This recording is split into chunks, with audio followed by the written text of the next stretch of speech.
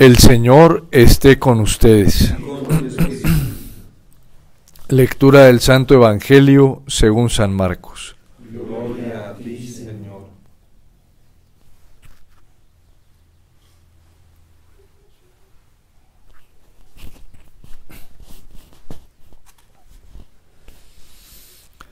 En aquel tiempo fueron a ver a Jesús algunos de los saduceos, los cuales afirman que los muertos no resucitan, y le dijeron: Maestro, Moisés nos dejó escrito que si un hombre muere dejando a su viuda sin hijos, que la tome por mujer el hermano del que murió, para darle descendencia a su hermano. Había una vez 7 hermanos, el primero de los cuales se casó y murió sin dejar hijos. El segundo se casó con la viuda y murió también, sin dejar hijos. Lo mismo el tercero. Los 7 se casaron con ella y ninguno de ellos dejó descendencia.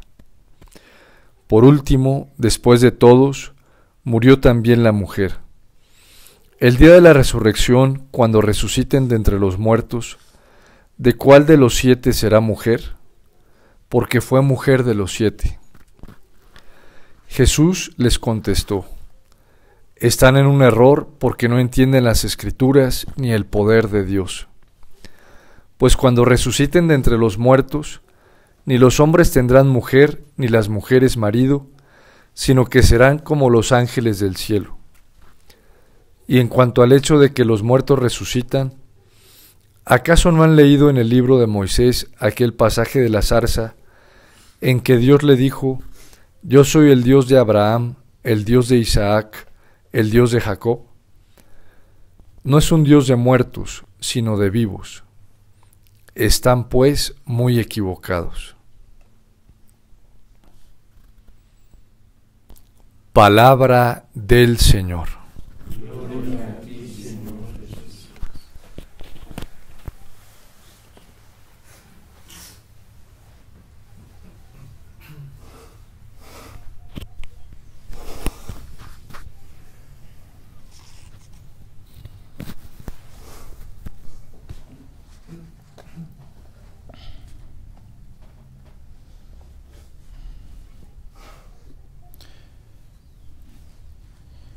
Las preguntas capciosas con las que se han estado dirigiendo al Señor no tienen la intención de reconocerlo a Él como el único camino, como la única verdad, como la única vida.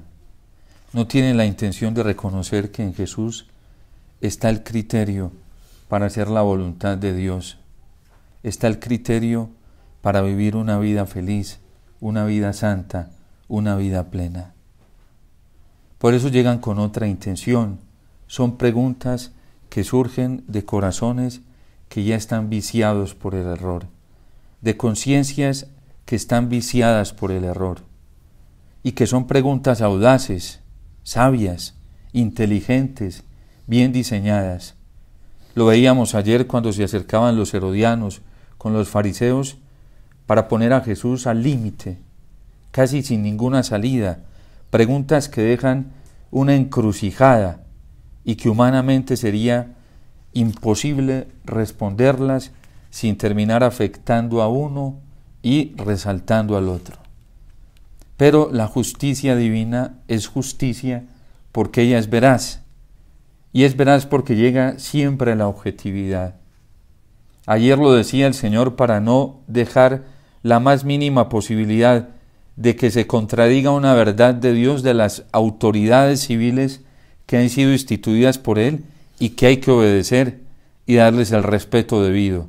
Hay que dar al César lo que es del César. Pero también dejaba a salvo el Señor la obediencia a la voluntad divina, a Dios lo que es de Dios. Y hoy vienen precisamente los saduceos, que vienen con un interrogante de una intención pervertida porque ellos no aceptan la resurrección de los muertos y porque en realidad es evidente que ellos no están aceptando la doctrina de Jesús sobre la vida eterna y sobre la resurrección, y traen un dilema fundamentado en la misma Sagrada Escritura, en la ley de Moisés, que Cristo mismo dice que no ha venido a abolir, sino a darle cumplimiento. Entonces, como Él es fiel, y como Él dice que no desprecia la ley de Moisés, porque si la despreciara sería un hereje para los judíos, y sería un blasfemo, y caería en el pecado más grande, entonces vamos a cogerlo por ahí. Moisés dice que nos dejó escrito que si un hombre muere dejando su viuda sin hijos, que la tome por mujer el hermano que murió para darle descendencia a su hermano. Y le cuentan la historia. Había una vez 7 hermanos, el primero de los cuales tomó a esta mujer, la tomó por esposa, murió sin dejar hijos. ¿Qué significa esto? La ley del levirato hablaba de la ley del rescate. La mujer solamente se podía salvar y quedaba vinculada a las promesas de Dios y a las gracias de Dios por el hombre. Y el hombre que la rescatara en matrimonio la hacía partícipe de las bendiciones de Dios. De hecho, en el Nuevo Testamento eso se va a planificar con la iglesia, la unión esponsal de Cristo con la iglesia. Por eso Cristo se une a la iglesia, y es la forma de rescatar a la iglesia y de salvar a la iglesia. Pero ya es de una dinámica espiritual mucho más profunda, así lo trae San Juan en el Evangelio.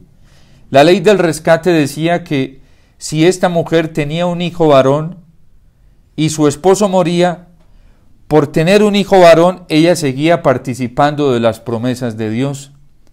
Por eso la situación de la viuda de Naín es tan dura, porque estaba sin esposo y el único hijo que le quedaba varón, que era el vínculo social, el vínculo de los beneficios religiosos y el vínculo de los beneficios políticos, ahora ella queda sin eso.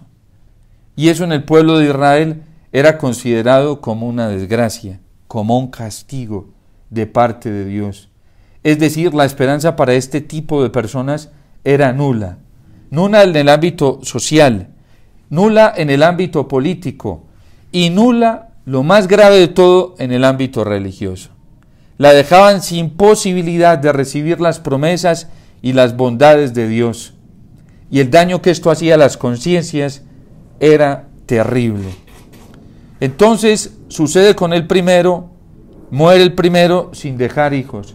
Muere el segundo, el tercero, el cuarto, hasta que ella se queda, porque fueron 7. Es decir, ya con ninguno pudo obtener el vínculo a la promesa, el vínculo a la gracia. Entonces, si es verdad lo de la resurrección de los muertos, ¿de cuál de los 7 será mujer ella? Y ahí viene la actitud capciosa, porque ellos no creen. Ellos no creen, pero lo están poniendo en una encrucijada. El error, cuando se está en el error, es muy tremendo, porque el error en una conciencia lleva a esa conciencia a ser demasiado hábil, demasiado capciosa, de elaborar presupuestos interrogativos a unos niveles muy tremendos. ¿De cuál de los 7 para dejar a Cristo en una encrucijada? Y dice el Señor, es que ustedes no han entendido, están en un error. Lo primero que empieza diciendo es, tienen su conciencia viciada.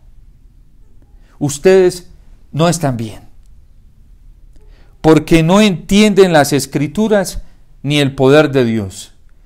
Están malinterpretando la palabra de Dios, la están manipulando. Eso hace una conciencia viciada con la palabra de Dios y con las cosas de Dios.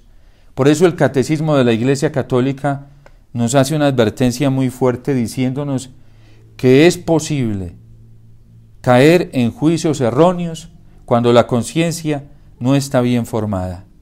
Una conciencia que se forma autónomamente. ¿Qué significa autónomamente? Que se forma según sus criterios y puede coger la Biblia, pero renuncia al juicio de la Iglesia. Es una conciencia que cae en el peligro del error más alto. Eso le pasó a Lutero. Rechazó la tradición, rechazó el juicio de la tradición y se desconectó del juicio de la tradición y se metió en la palabra de Dios. Se metió tanto que se la aprendió de memoria. Comenzó a orientarse con rigor en torno a la palabra de Dios hasta llegar, miren a lo que llegó Lutero. Solo escritura, cero tradición, cero magisterio. Y la cantidad de gente que convenció. Hubo gente y hay gente que ha muerto convencida y ha entregado la vida por estos errores. Cero tradición, cero magisterio. Esas posibilidades existen cuando la conciencia se vuelve autónoma para formarse. Y por eso la Iglesia nos advierte, y San Juan Pablo II, ya en estos tiempos donde ha avanzado tanto el error y está tan metido dentro de la Iglesia, sacó por ejemplo en el dilema moral la Veritatis Splendor con varios objetivos. Uno de ellos era desenmascarar los errores que están disfrazados de teología moral, de teología espiritual, de teología pastoral, desenmascararlos volviendo a reafirmar la doctrina de la tradición de la Iglesia y del magisterio de la Iglesia existente. Miren, por ejemplo, las personas que rechazan el concilio. Delicadísimo. Delicadísimo porque están en un límite, y si no es que ya tienen una conciencia viciada y en el error, y a partir de esa conciencia viciada están formulando sus juicios y hacen toda la orientación de sus actos. Gravísimo. Gravísimo. Son conciencias autónomas y que toman como autoridad solamente la palabra de Dios, sin la tradición y sin el magisterio de la Iglesia.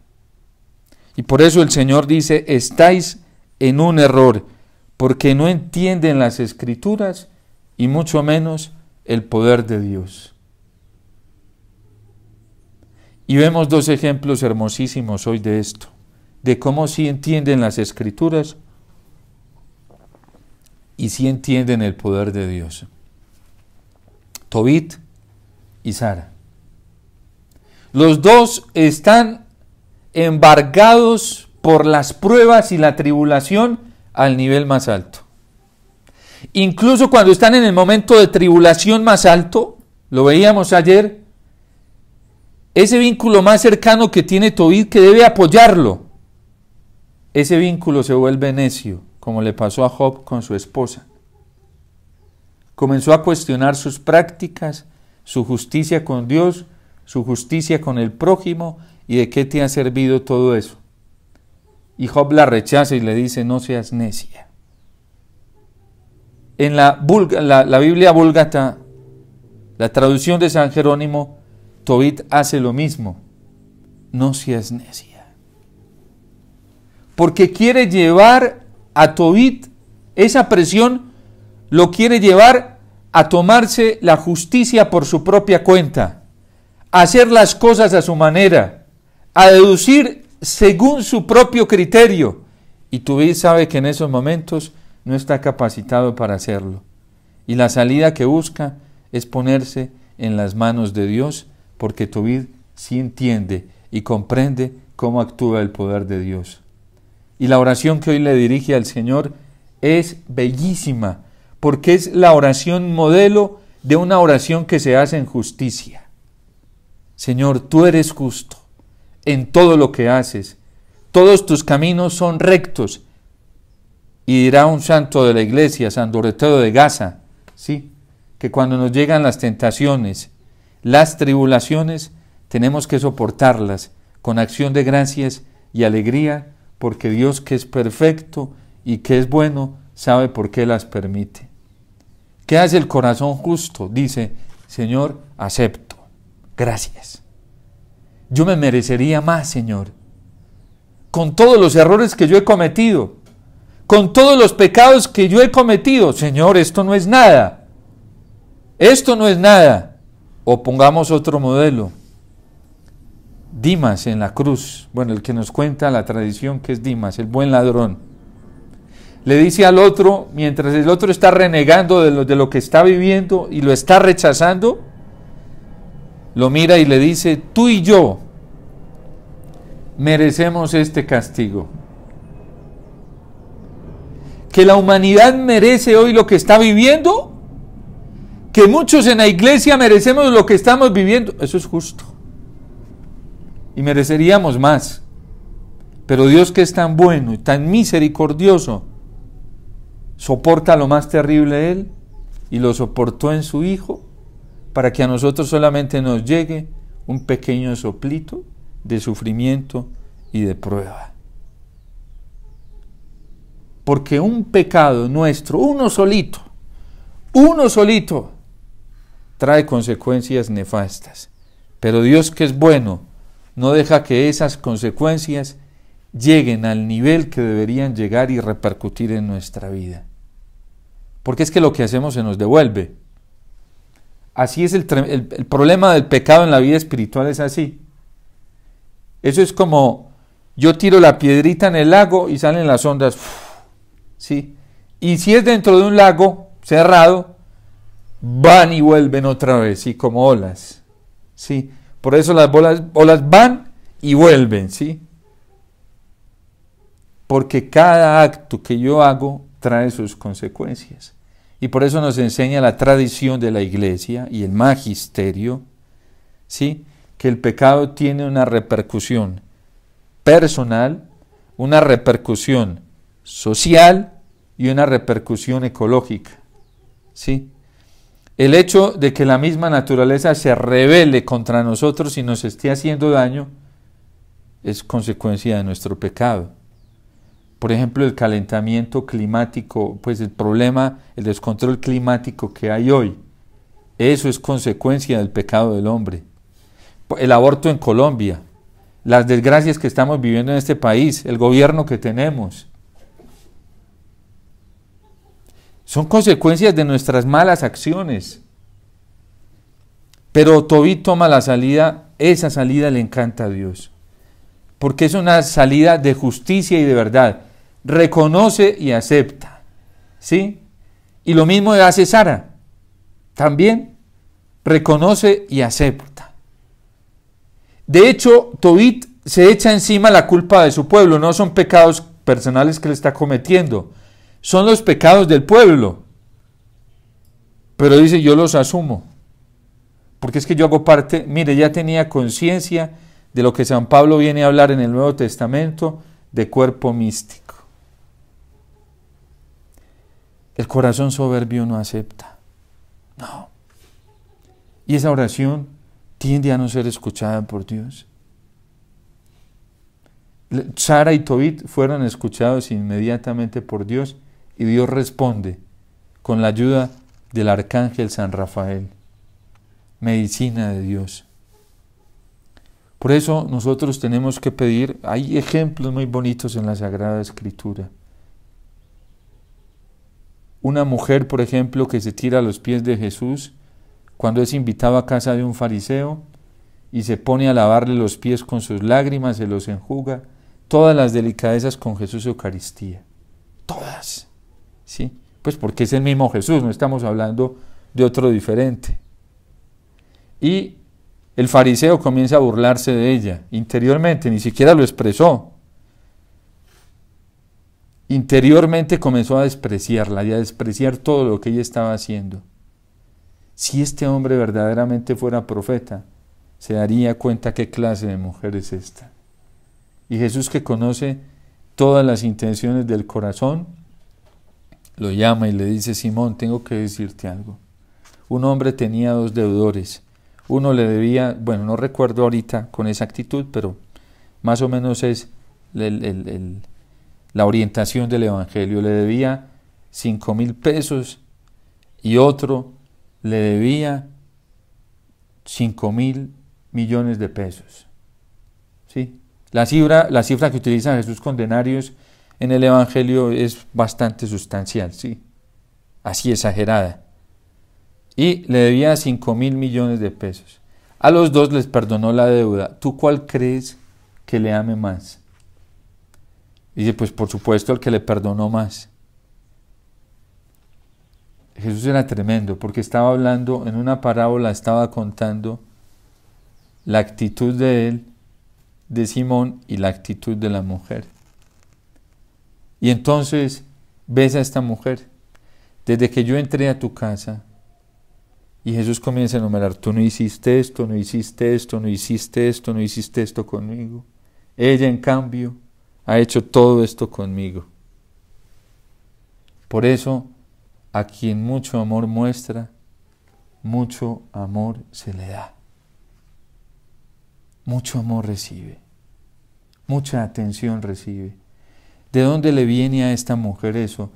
De una conciencia profunda de su pecado. De una conciencia profunda de su soberbia. De una conciencia profunda que ella tiene de lo errada que está y se tira a pedirle perdón al Señor y el Señor la perdona y cuando se siente perdonada no cesa de amar al Señor con todo su corazón.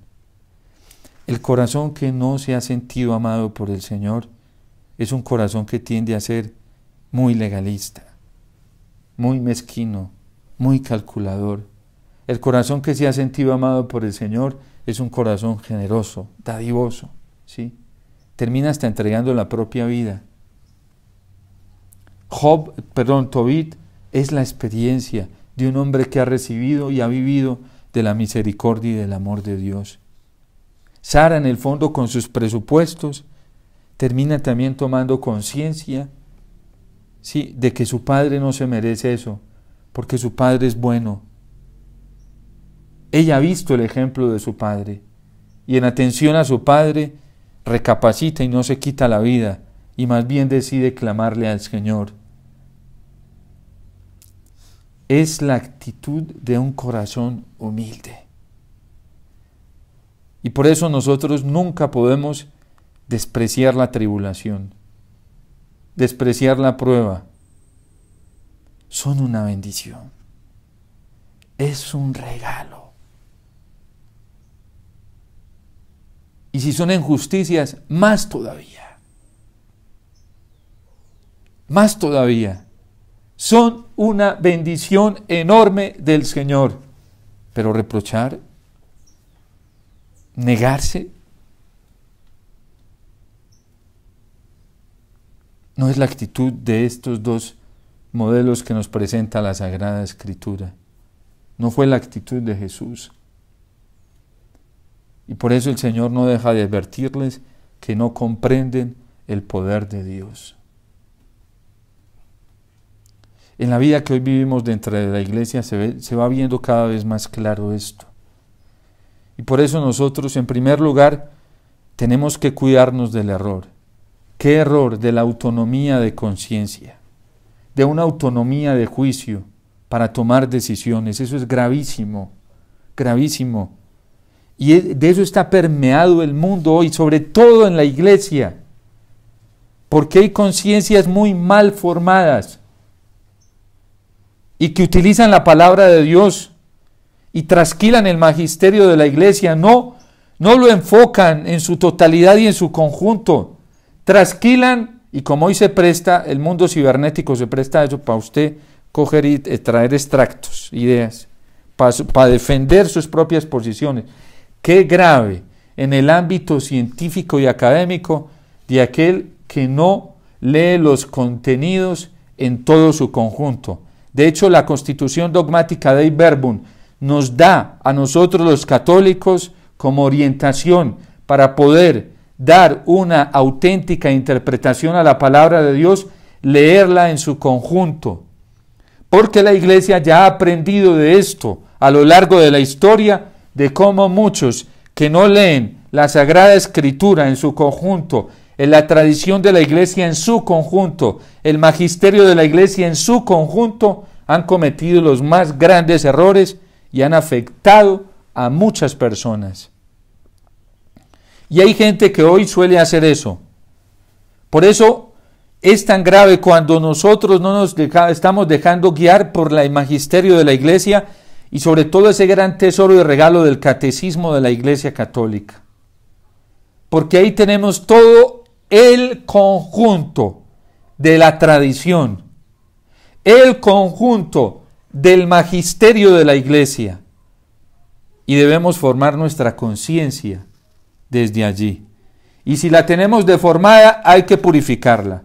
Por eso a algunos les entra en reversa, hoy les entran en reversa muchas verdades de la doctrina de la Iglesia, porque ya hay un daño de conciencia, y si hay un daño de conciencia, hay un daño mental también, y un daño en la voluntad, porque eso hace el error. Y en ese sentido teníamos que entrar al catecismo casi que haciéndonos violencia, casi que no. Por eso hay gente que coge el catecismo y, padre, yo no entiendo nada, pues ¿cómo vas a entender si ya tienes una estructura mental y de criterio construida erróneamente? No te va a entrar y no te va a compaginar. Y por eso hay cosas que no compaginan, porque la estructura de la conciencia ya está viciada. ¿Qué hay que hacer? La conversión. Y la conversión llega a través de la humildad.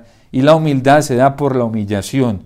Y la humillación se da en el sometimiento total a lo que Dios quiera, como lo expresa Tobit.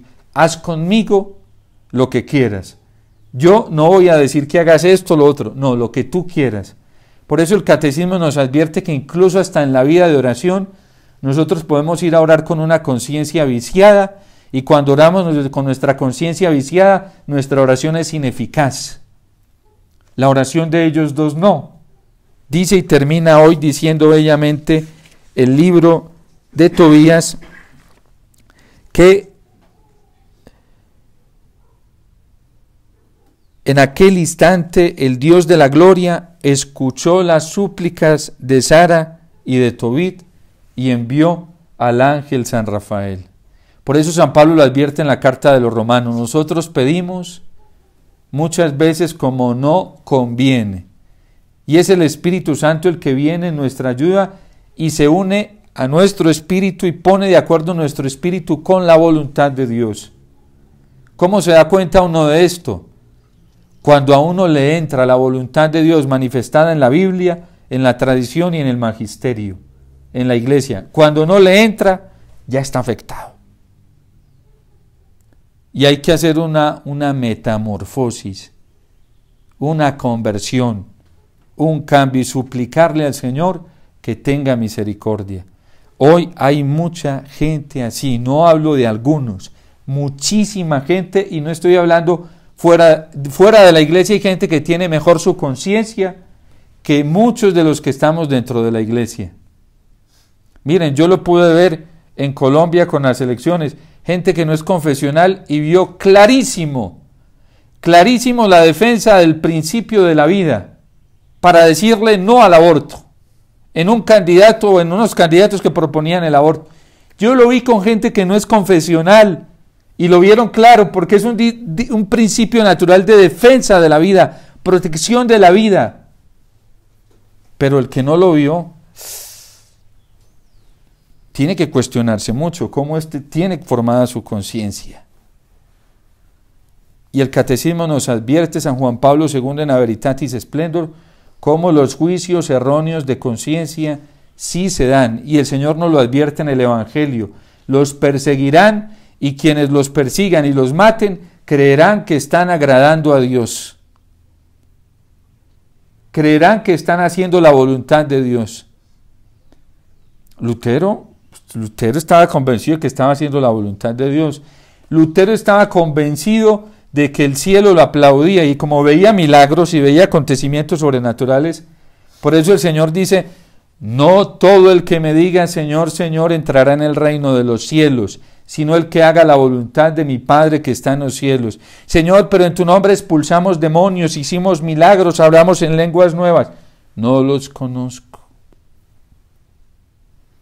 La voluntad de Dios está expresada para nosotros en la palabra de Dios, interpretada en la tradición viva de la iglesia y en el magisterio auténtico de la iglesia. Y por eso nuestro vínculo con la iglesia tiene que ser total. Y en un tiempo como estos, tan delicado, donde hay tanta sospecha, frente a la iglesia, nosotros tenemos que decirle al Señor fiat, sí, a la iglesia. Los hijos del fiat y las hijas del fiat tenemos una responsabilidad muy grande en este campo porque por carisma llevamos esto. Nuestro carisma dice que lo vivimos con sentido de iglesia. Con sentido de iglesia. Entonces, vivir la glorificación del Padre haciendo su voluntad.